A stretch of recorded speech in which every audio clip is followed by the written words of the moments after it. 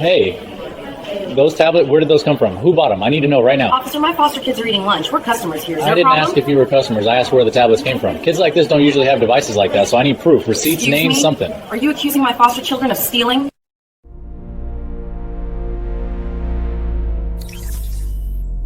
Think about what you just witnessed. A police officer, a state mayor, 2 foster children, and a restaurant booth about to become the center of a $17.3 million lawsuit. Stay with me, because Officer Tate Mendoza just accused the wrong children of theft. Those children belong to State Mayor Jacques Nadège, 48 years old, former civil rights attorney, the woman who literally controls his department's funding. And he just told her kids they look like thieves. When this video goes viral, when the nation realizes what happened, this is going to ignite a firestorm about how police see black children with anything nice and assume crime. Drop a comment if you believe Mendoza just ended his career in the worst way possible. This is not just any foster mother. This is power-meeting racial profiling, and profiling is about to pay $17.3 million. State Mayor Jacques Nadège had spent 12 years rewriting the rules. First as a civil rights attorney representing families brutalized by police, then as a city councillor fighting for police accountability legislation, and for the past 4 years as state mayor, the first black woman to hold the position, pushing reforms that made officers like Mendoza nervous. 12 years of fighting a system designed to protect bad cops. And in all that time, through all those legislative battles and budget negotiations and press conferences, Nadège had never stopped being a mother first. Never stopped prioritizing the 2 children who called her mom and made everything she fought for feel real. Every weekend that Nadège was not traveling for state business, she took Jose and Rachel somewhere that reminded them childhood could be joyful. Sometimes the aquarium, sometimes the museum where Rachel loved the space exhibits, sometimes the bookstore where Jose could spend an hour in the graphic novel section while Rachel debated which science kit to buy. Today, they were celebrating. Rachel, 9 years old, had won the regional science fair with a water filtration project that impressed the judges so much they encouraged her to enter statewide competitions. Jose, 7 years old, had overcome severe reading difficulties to win his school's Young Readers Award, now reading 2 grade levels ahead and devouring every book he could find. Nadège had promised them a reward, their choice. They chose new tablets and lunch at Rockwell's diner in Whitmore County. Not the chain restaurant near their house in the capital, the Rockwell's in Whitmore County, 35 minutes away, where Rachel had seen the vintage aesthetic on TV and thought it looked like the diners in old movies. Whitmore County, population 68,000, median household income $94,000, 91% white, 4% black. The kind of county where people move specifically for good schools and safe neighborhoods. Code words Nadège had spent her career decoding, where yard signs about backing the blue outnumbered signs about justice, where the sheriff's department had a 94% white force and a reputation for treating black visitors like suspects rather than customers. Nadège knew Whitmore County's reputation, knew the stories from constituents who had been pulled over for broken taillights that weren't broken, questioned for matching descriptions that matched nothing but their skin color, followed in stores for the crime of shopping while black. She had pushed legislation requiring police departments to report demographic data on stops and searches. She had fought for civilian oversight boards with real power, and she had been met with resistance from sheriff's associations, police unions, and conservative legislators who said she was anti-cop, who said crime would explode without aggressive policing, who said if people didn't want to be questioned, they should stay in their own communities. But here is what those legislators didn't understand. Nadège wasn't asking permission. She wasn't requesting that her children be tolerated. She was asserting their fundamental right to exist in public spaces without being criminalized, to celebrate their achievements anywhere they wanted, to eat lunch and use their new tablets and be children, including in wealthy white suburbs that treated black presence as probable cause. So when Rachel asked to go to Rockwell's diner in Whitmore County, Nadège said yes, packed the kids in her car, drove 35 minutes from the capital, stopped first at Techmart, where she spent $1,254 on 2 iPad Airs, purple for Jose, blue for Rachel, plus extended warranties, cases, screen protectors, the works. The young black saleswoman, Simone, had smiled knowingly as she rang them up, told the kids, "You earned these," recognized something important in the transaction. Receipts in her purse, tablets in hand, they arrived at Rockwell's at 2:30 p.m. She walked through that diner door with her head high and her children's hands in hers. They ordered lunch, chicken tenders and fries for Jose, a burger for Rachel, grilled chicken salad for Nadège, sweet tea all around. And while they waited for the food, the children unwrapped their tablets with the kind of careful reverence that comes from not being used to receiving expensive gifts. Rachel peeled the protective film off her screen with surgical precision, already asking Nadège to help download educational apps. Jose held his purple tablet like it might break, immediately wanting to know if he could get a dinosaur game and a drawing program. And could he please call Nadège Mom instead of Ms. Nadège, because she was his mum now, right? Nadège teared up, said yes, helped them both set up their tablets while they ate, watched them glow with pride and achievement. Rachel showed her the science fair ribbon she kept in her backpack. Jose recited the book title that won him his award, stumbling slightly over the hard words, but getting there, eyes shining. This was the moment Nadège lived for. Not the legislation or the press conferences or the political victories. This. Her children, because they were hers now, legally and in every way that mattered. Happy, safe, celebrated, allowed to be brilliant black children without apology. And then Officer Tate Mendoza walked over to their table. Jacques Nadège learned about power the hard way, by watching people who had none get crushed by people who had too much.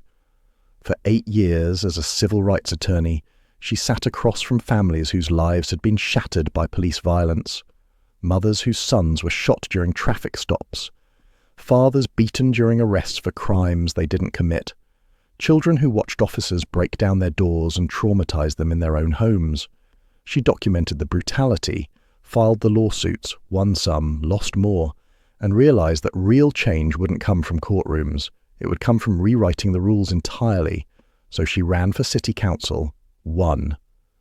Spent 4 years fighting for police accountability legislation that actually had teeth: civilian oversight boards, mandatory body cameras, independent investigations of officer misconduct.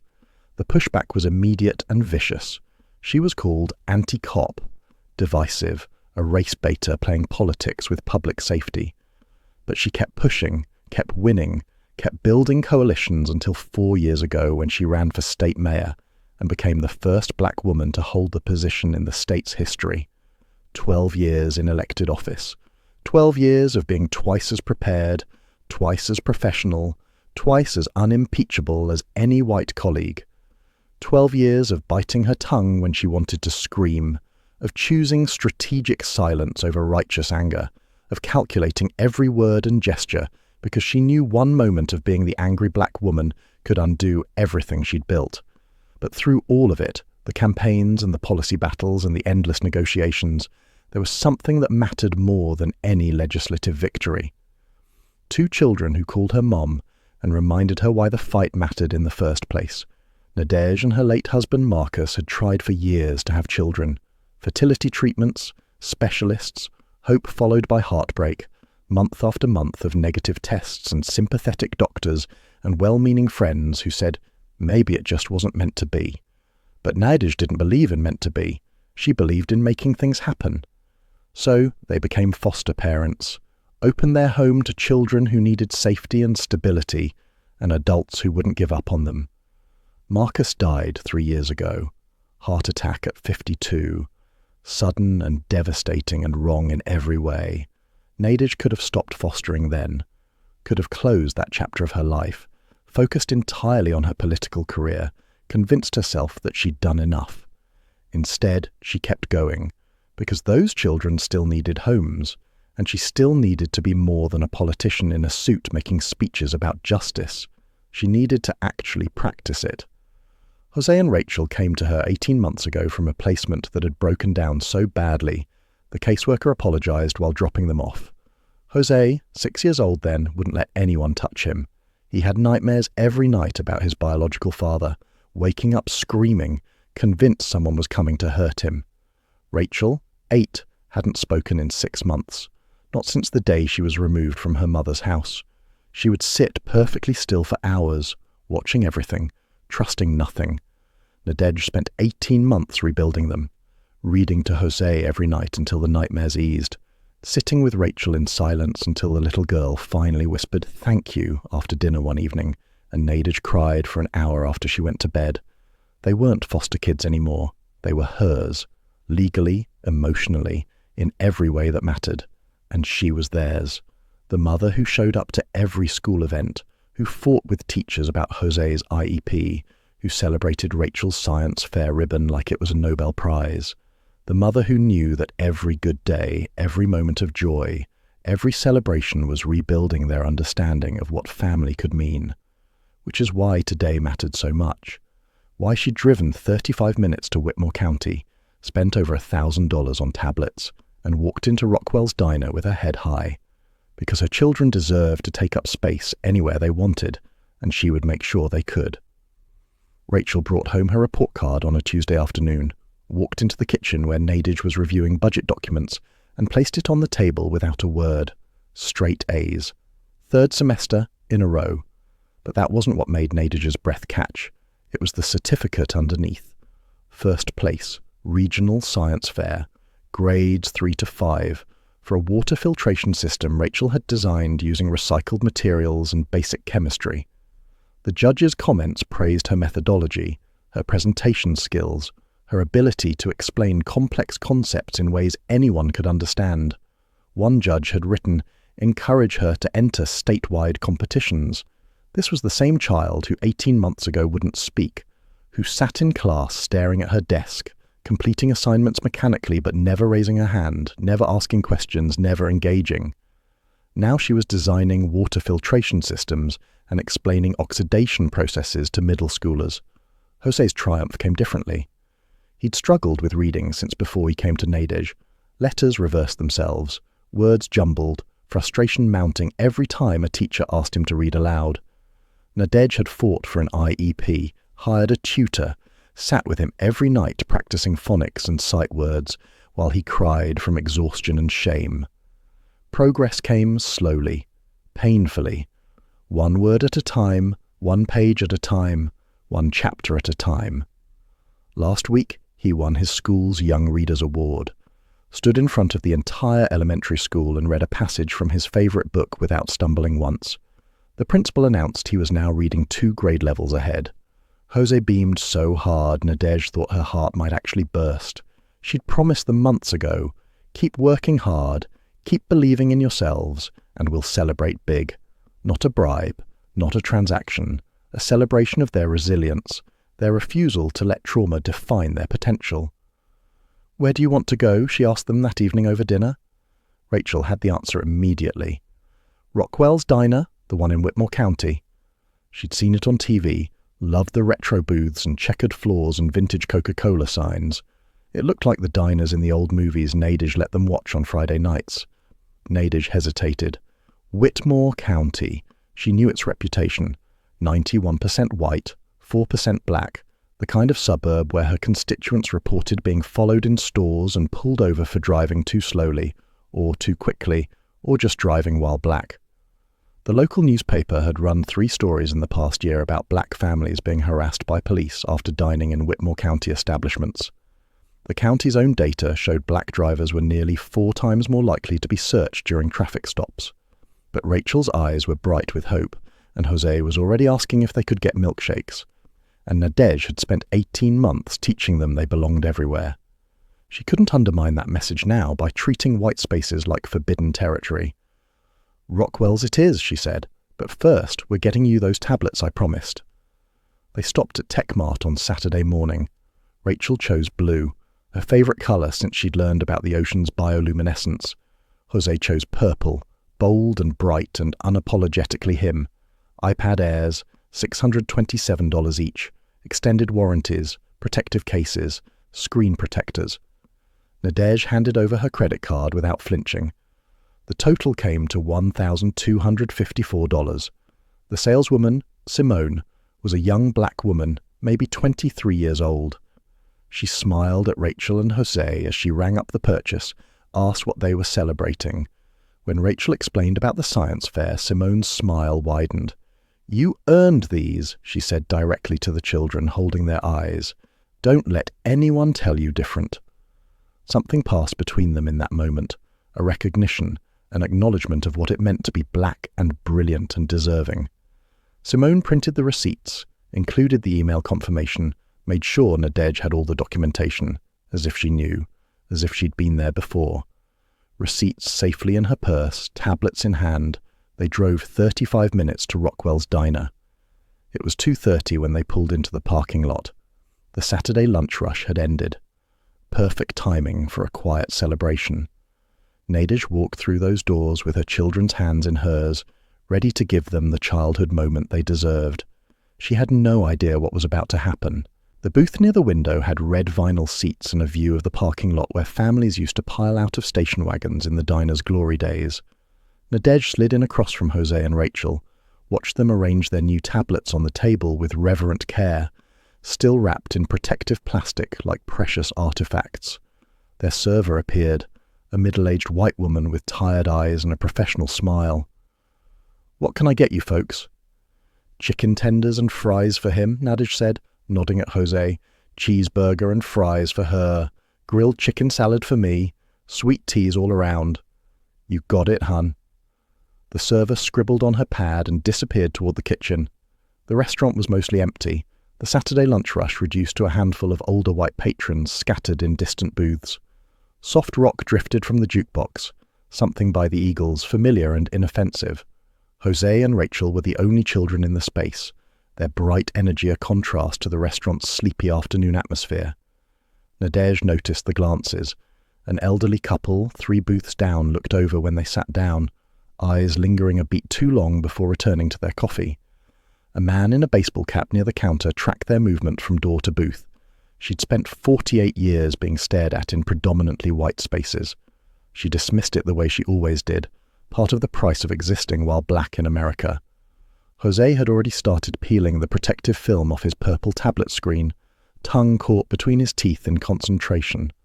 Rachel downloaded her first app, something educational about the solar system, fingers moving with the confident precision of someone who'd been preparing for this moment. "Can I get a dinosaur game?" Jose asked, looking up at Nadège with those huge brown eyes that still sometimes held too much fear for a 7-year-old. "One educational app first, then you can get your dinosaurs," Nadège said, smiling. He groaned dramatically but complied, downloading a phonics program his tutor had recommended. Rachel was already showing Nadège the drawing app she'd found, opening a blank canvas and sketching with her finger. 3 stick figures appeared, 1 tall, 2 small holding hands. Above them she wrote in careful letters, "My family." Nadège's throat tightened. 18 months ago this child wouldn't speak. Now she was declaring belonging in digital crayon. The food arrived. The server set down plates piled high with exactly what they'd ordered. Plus, Nadège noticed, extra fries neither child had requested. She glanced up to thank the woman, but she was already walking away. Jose grabbed a chicken tender, took a huge bite and looked at Nadège with sudden seriousness.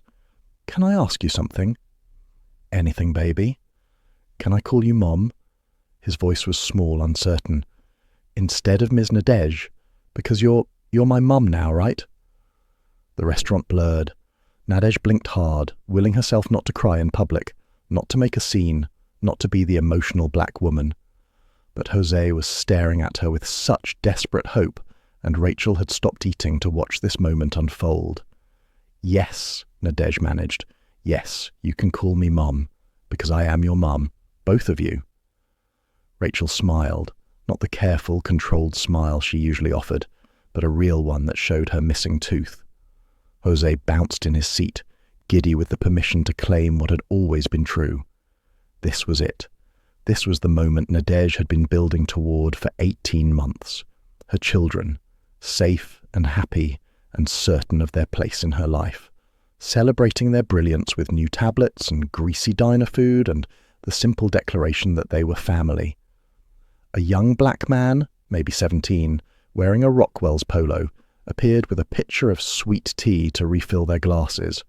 "Marcus?" his name tag read. He caught Nadège's eye, gave the kids a subtle nod of recognition, the kind of acknowledgement that said, "I see you. I'm glad you're here." Everything felt normal. safe, like the childhood moment she'd wanted to give them. And then Officer Tate Mendoza stood up from his booth 3 rows away. Officer Tate Mendoza had been sitting 3 booths away for the past 20 minutes, nursing his 3rd cup of coffee and scrolling through his phone during what was supposed to be a relaxing lunch break. 34 years old, 9 years with the Whitmore County Sheriff's Department, still a patrol officer despite applying for promotion 3 times. His supervisors always said the same thing. He needed to work on his community engagement skills and de-escalation techniques. Bureaucratic nonsense that meant they wanted him to be softer, less proactive, more willing to let things slide. But Mendoza didn't let things slide. That's what made him good at his job, even if the brass didn't appreciate it. He was thorough, vigilant, the kind of officer who noticed details other people missed, like the family that had walked in 15 minutes ago. He'd clock them immediately, a black woman and 2 black kids, well-dressed but out of place in Rockwell's, during the off hours when the restaurant was mostly empty except for regulars. The woman carried herself with a certain confidence that Mendoza found suspicious. Too comfortable, too entitled, like she owned the place. But what really caught his attention were the tablets.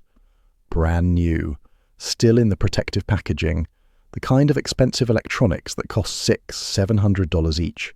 2 of them, the purple one, the blue one, gleaming on the table while the kids unwrapped them with careful hands. Mendoza's internal calculus was automatic, honed by 9 years of what he called street experience.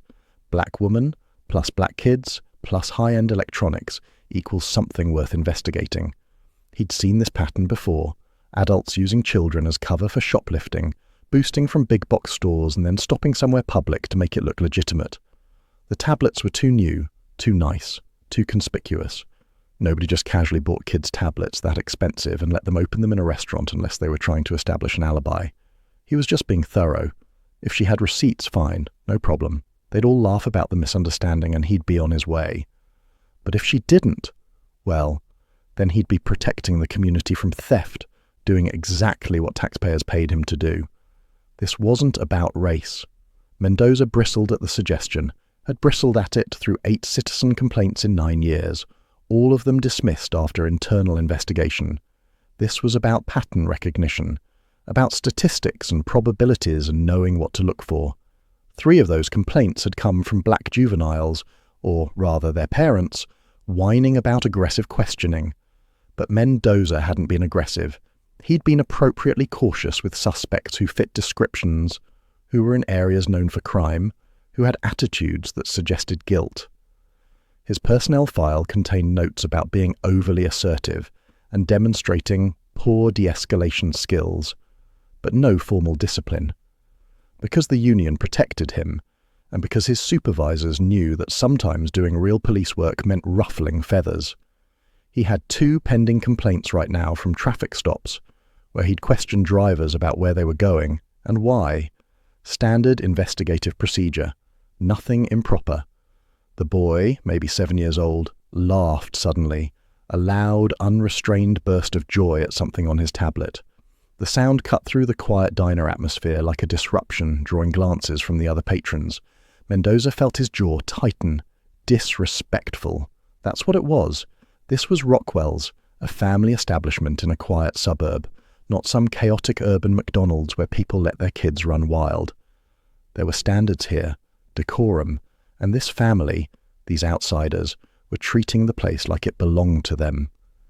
The woman was leaning over now, looking at whatever the girl was showing her on the blue tablet, all 3 of them smiling, animated, completely oblivious to how out of place they looked.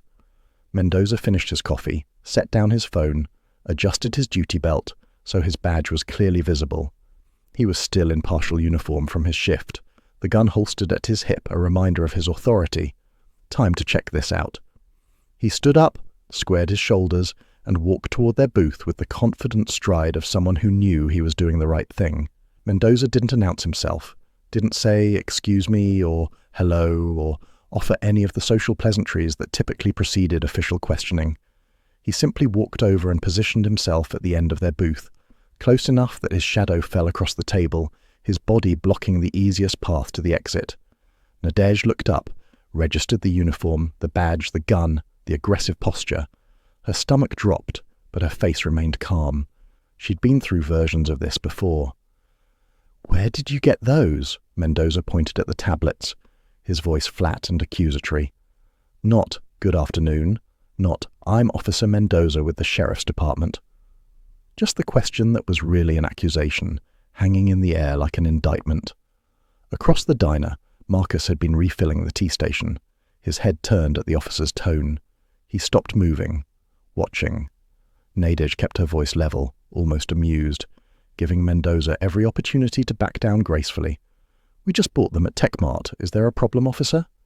She reached for her purse, the one sitting on the seat beside her with all the documentation Simone had carefully provided. "I have the receipts right here if you'd like to see them." "I didn't ask about receipts," Mendoza's tone sharpened.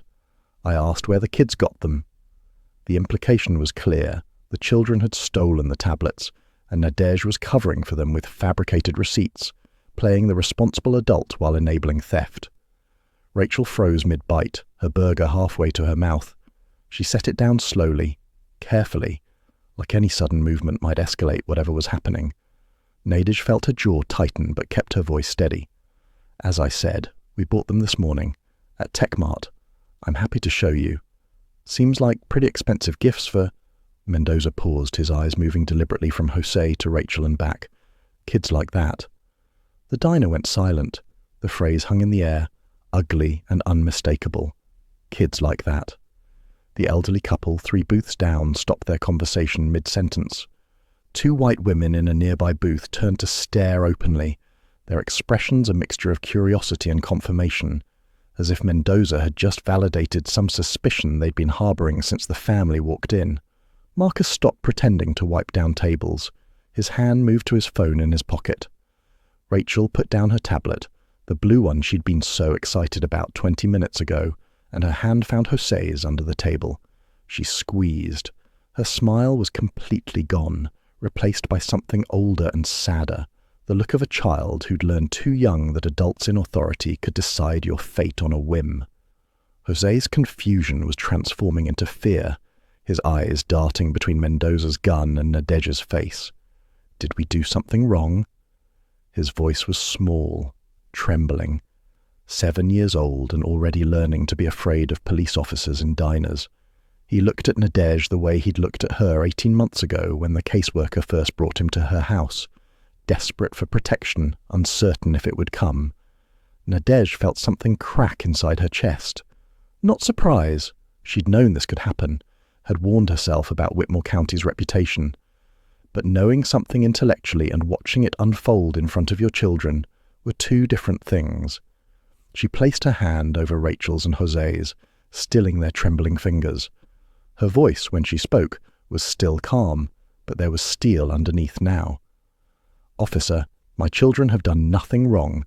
I've offered to show you receipts for items we purchased legally this morning. Unless you have probable cause to believe a crime has been committed, I don't understand what we're doing here." Mendoza's expression hardened. He didn't like being questioned, didn't like the way this woman, this black woman, was using legal language, asserting rights, refusing to be intimidated. His hand moved toward his radio, and Marcus, from across the diner, pulled out his phone and started recording. Nadège pulled her phone from her purse with deliberate slowness, making sure every movement was visible, non-threatening, exactly the kind of careful choreography black people learn to perform around armed officers. "Officer, I'm not sure what you're implying, but I'm happy to show you the receipts, the credit card charge, and the warranty paperwork." She opened her email, found the Techmart confirmation, turned the screen toward Mendoza. The timestamp was clear. 1:47 p.m., less than an hour ago. 2 iPad Airs, $1,254 total, charged to her Visa. Everything documented, everything legitimate. She was giving him an exit ramp, a way to say, "Thank you for your cooperation," and walk away with his dignity intact. Mendoza barely glanced at the screen. "Ma'am, I'm going to need to see ID from all of you." "Am I being detained?" Nadège kept her voice level. "Are the children being detained?" "Don't get smart with me." Mendoza's tone turned sharp, aggressive. "Just cooperate, and this goes easy." The phrase sent ice through Nadège's veins. Just cooperate. The words that preceded so many videos of black people being brutalized, arrested, killed. The framing that made compliance a prerequisite for basic dignity, that turned normal questions about rights into evidence of guilt. Mendoza shifted his stance, his hand moving to rest near his radio, near the weapon that gave him ultimate authority in this interaction. I can call Child Protective Services, you know. Make sure these kids are in a safe environment. The threat landed like a physical blow. Nadège felt Rachel's hand tighten convulsively around hers under the table. Wouldn't want them learning the wrong lessons about. Mendoza's eyes moved to the tablets, then back to the children. Property. By now, every person in Rockwell's diner was watching. The elderly couple had turned fully in their booth. The two white women nearby were leaning forward, invested in the drama. An older white man, 3 tables over, muttered, "Just show him the receipts," as if Nadège hadn't already tried exactly that. One of the white women whispered to her companion, loudly enough for Nadège to hear, "I knew something was off." Marcus had moved closer, phone out and raised, clearly recording. His face was tight with anger, but he stayed silent, documenting. Rachel's tears came silently, sliding down her cheeks without a sound. She'd learned young not to cry loudly, not to draw attention, not to give adults in power any excuse to label her difficult or disturbed. This was familiar territory for her, authority figures deciding her fate, questioning her worth, threatening to take her away from the only stability she'd known. Jose started to shake. His breathing quickened, shallow and rapid. Nadège recognized the signs: panic attack, trauma response, the 7-year-old's body remembering every time an adult had hurt him or abandoned him or decided he wasn't worth protecting. "Please, don't take us away." Jose's whisper was barely audible, choked with fear. "We'll give the tablets back, please." Nadège's heart shattered. They thought they were going back into the system, thought this officer was going to separate them from her, send them back to emergency placements and broken homes, and the constant terror of not knowing where they'd sleep tomorrow. 18 months of building trust, of teaching them they were safe, of promising they were hers forever, and one officer's bias was unraveling it all in under 5 minutes. She could end this right now, could pull out her state mayor identification, watch Mendoza's face change from aggression to panic, make him back down and apologize. But something stopped her. This was what every black parent experienced, this exact terror, this exact helplessness, this exact knowledge that your children could be criminalized for existing with nice things in white spaces. Except most black parents didn't have the power to fight back, didn't have the platform or the resources or the political authority to demand accountability, and Mendoza was still refusing to look at her receipts, was still threatening her children, was still performing exactly the kind of racial profiling she'd spent 12 years trying to legislate out of existence. Marcus was recording. The diner was watching. The evidence was accumulating. Nadège made her decision. Nadège had enough evidence. The witnesses, the video Marcus was recording, Mendoza's refusal to accept documentation, the explicit threat against her children. She had what she needed. Now she needed to end this before Jose hyperventilated and before Rachel retreated back into the silence it had taken months to break through. But she was going to make sure Officer Mendoza understood exactly what he'd done. Officer Mendoza. She read his name tag slowly, deliberately, committing it to memory in a way that made clear this wouldn't be forgotten. "I've complied with your request. I've offered you receipts, credit card statements, and email confirmation. I've answered your questions. So I'm going to ask you directly, what crime do you believe has been committed?" Mendoza's jaw tightened. He didn't like being questioned, didn't like having his authority challenged by someone he'd already decided was beneath him. "I'll decide if a crime has been committed." His hand moved to his radio, unclipping it with theatrical authority. "I'm calling for backup."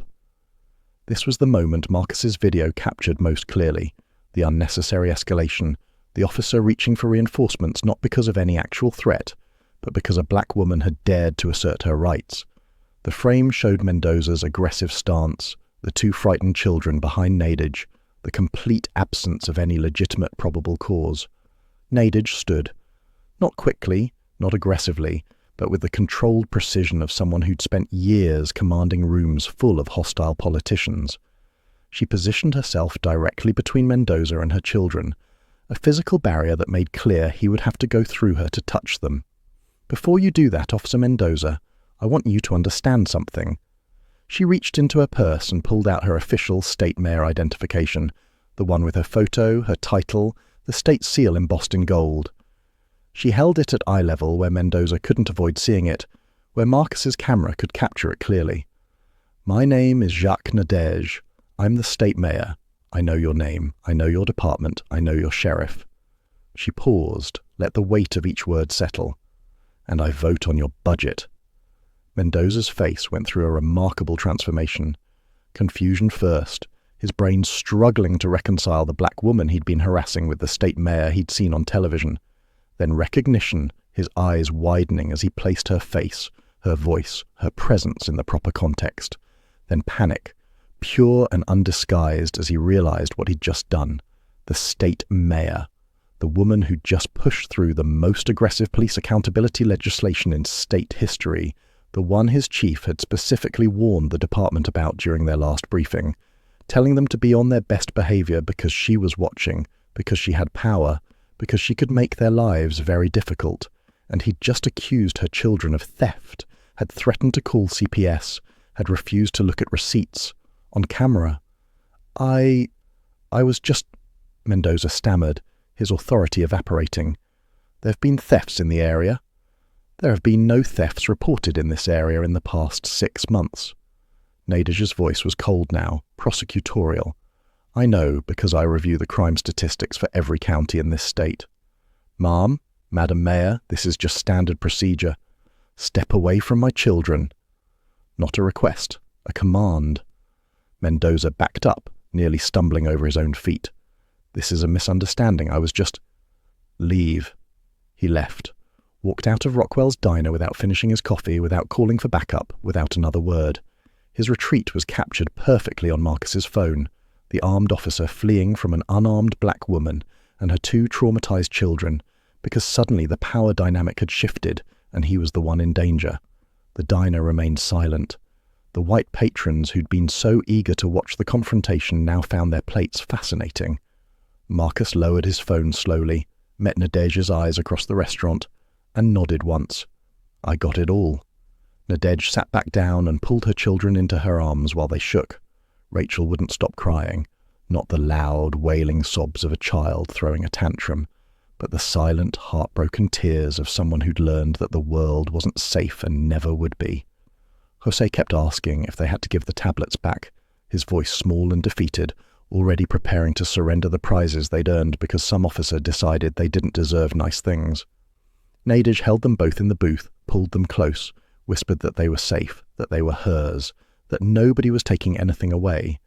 But she could feel how rigid they were, how unconvinced, how the last hour had undone months of careful trust-building. The other diners had returned to their meals, conversations resuming in hushed tones, everyone pretending nothing had happened. The elderly couple paid their check and left. The 2 white women lingered, glancing over occasionally, but saying nothing. Only Marcus approached. He slid into the booth across from them, phone still in his hand. "I got all of it, every word. The approach, the kids like that comment, the CPS threat, everything." He looked at Rachel and Jose. "You didn't do anything wrong. He was wrong, and everyone's going to see it." He took Nadège's number, promised to send the video within the hour. The ride home was 35 minutes of silence. Jose sat rigid in the back seat, tracking every police car they passed with wide, frightened eyes. Rachel stared out the window, not speaking, not moving, retreating into that familiar shell Nadège hadn't seen in months. When they got home, Jose asked the question that broke Nadège completely. "Are we still your kids?" "Forever," she told him, kneeling to look him in the eyes. "Nothing changes that. Nothing." But that night, Rachel wet the bed for the first time in a year, and Jose woke up screaming from nightmares about being taken away. Nadège waited until they were both finally asleep, exhausted from crying. Then she walked into her home office, closed the door, and stopped being a traumatized mother. She became the attorney she'd been before she entered politics, the one who'd built cases against police departments and won, the one who knew exactly what evidence mattered, and how to weaponize it. Marcus sent the video at 9:47 p.m., 2 minutes and 47 seconds of perfect documentation. Mendoza approaching without introduction. The "kids like that" phrase captured with crystal clarity. The explicit CPS threat. Nadège offering receipts repeatedly, Mendoza refusing to look. And finally, his panicked retreat when she revealed her identity. Marcus uploaded it to Twitter at 11 p.m. with the caption, "State Mayor Jacques Nadège and her kids were racially profiled today at Rockwell's diner. Officer accused them of theft. She had receipts. He didn't care. Hashtag Rockwell's racial profiling." By midnight, 50,000 views. By 6 a.m., 2.3 million views. The receipts were already organized. Techmart purchase, $1,254 total, charged to her personal Visa at 1:47 p.m. The incident at Rockwell's occurred at approximately 2:35 p.m., less than an hour between legitimate purchase and accusation of theft. The timeline alone destroyed any credible suspicion. Witness statements came in faster than Nadège expected. Marcus sent a detailed written account by midnight, but surprisingly 2 of the white diners, the ones who'd been watching, emailed her office. Both expressed discomfort with Mendoza's approach, said his tone was aggressive and unwarranted, confirmed he'd refused to look at receipts. They wanted to help. Simone from Techmart reached out on social media at 1:30 a.m., saw the video circulating, offered to provide testimony that she'd personally processed the transaction and congratulated the children. At 2 a.m., Nadège used her official access to pull Mendoza's personnel file. What she found was damning. 8 citizen complaints in 9 years. 3 specifically involving black juveniles, ages 12, 14 and 16, who'd been aggressively questioned, detained without cause, accused of crimes they hadn't committed. All complaints dismissed after internal investigation.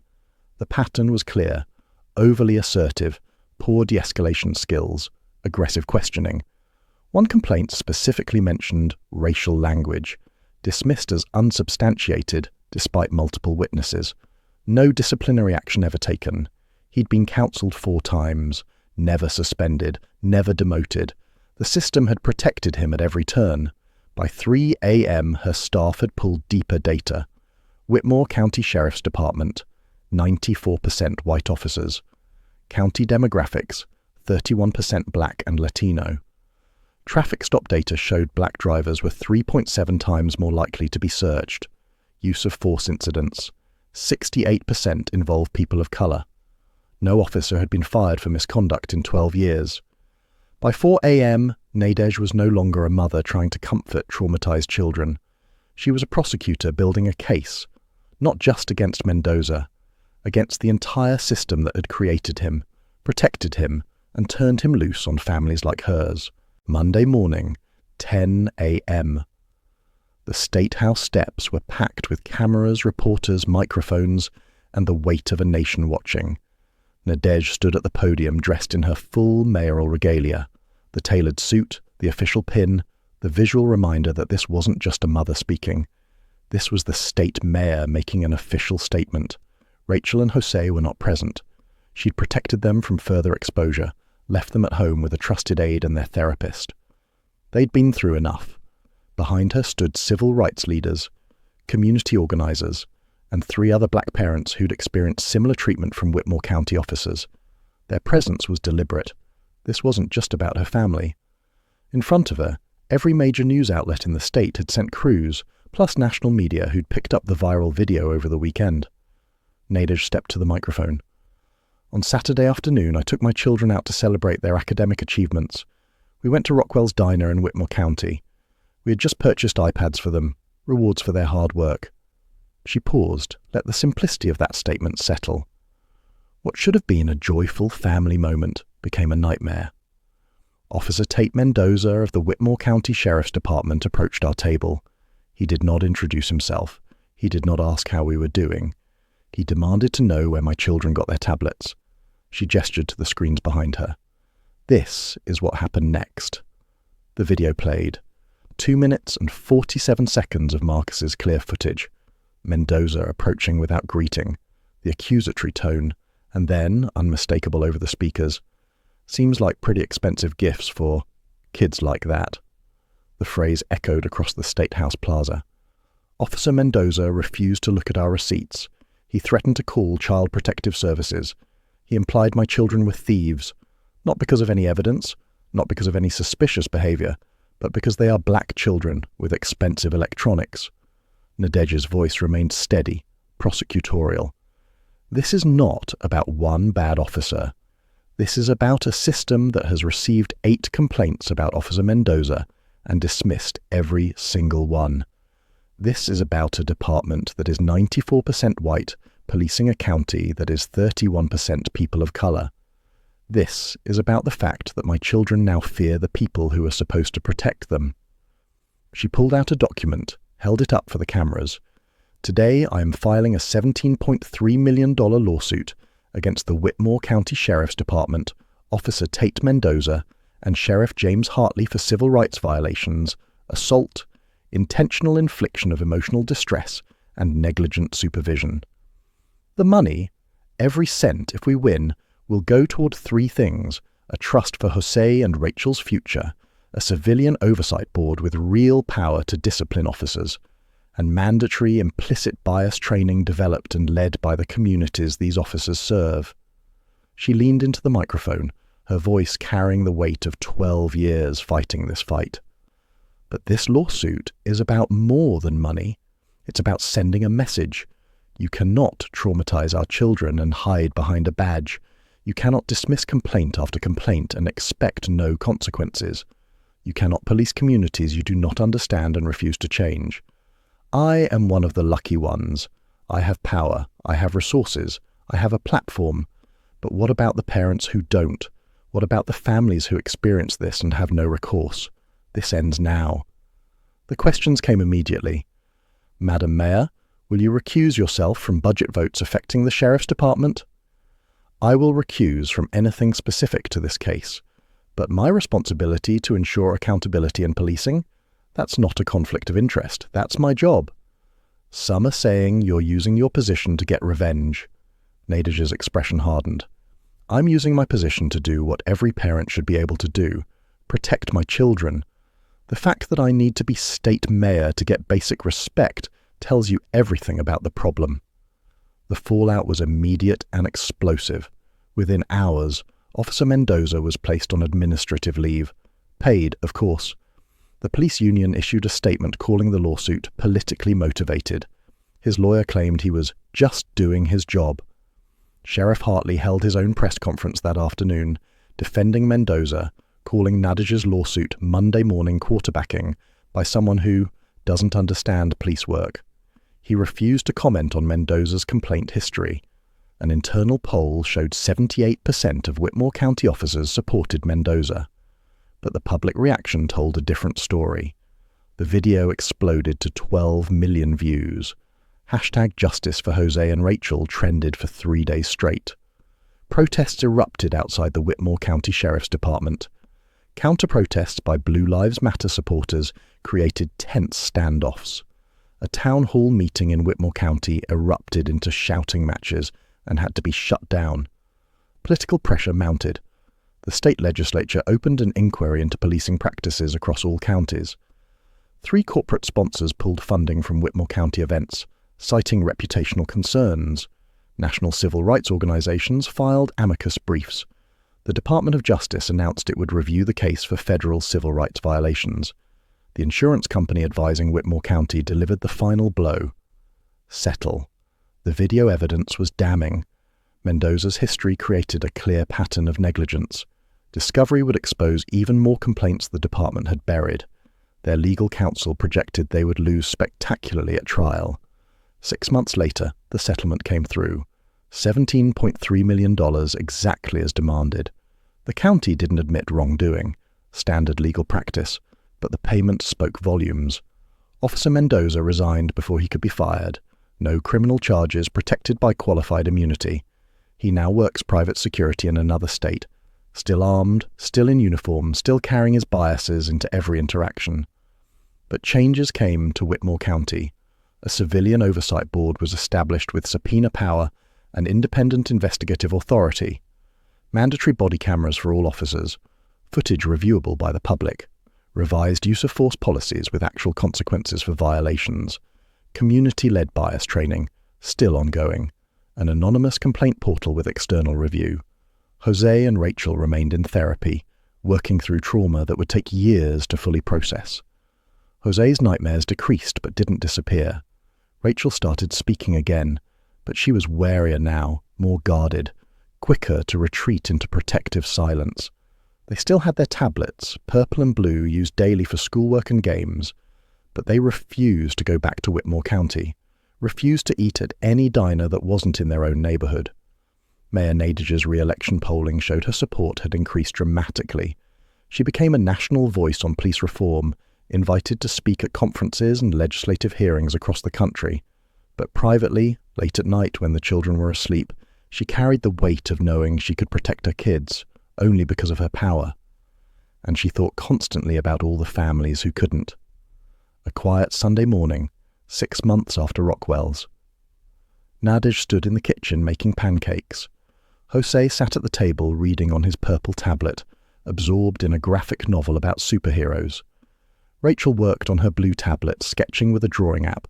She'd just finished a picture of their family that included the rescue dog they'd adopted last month. "Mum?" Jose looked up. He called her Mum now, easily without hesitation. "Can we get ice cream later?" Nadège smiled. "Where do you want to go?" "Somewhere close," Rachel said quietly, not looking up from her drawing. "In our neighborhood." Nadège understood immediately. They wanted to stay where they were known, where people recognized them, where they felt safe. The world had taught them that not all spaces welcomed black children, and they were still learning how to navigate that truth. "Yeah," she said, flipping a pancake. "Somewhere close sounds perfect." Because $17.3 million had bought accountability. It had forced systemic change. It had sent a message that some officers couldn't ignore. But it couldn't buy back their innocence, couldn't erase the memory of a uniformed officer accusing them of being thieves, couldn't undo the lesson that even celebration could turn to interrogation in the wrong zip code. The fight continued. It always would.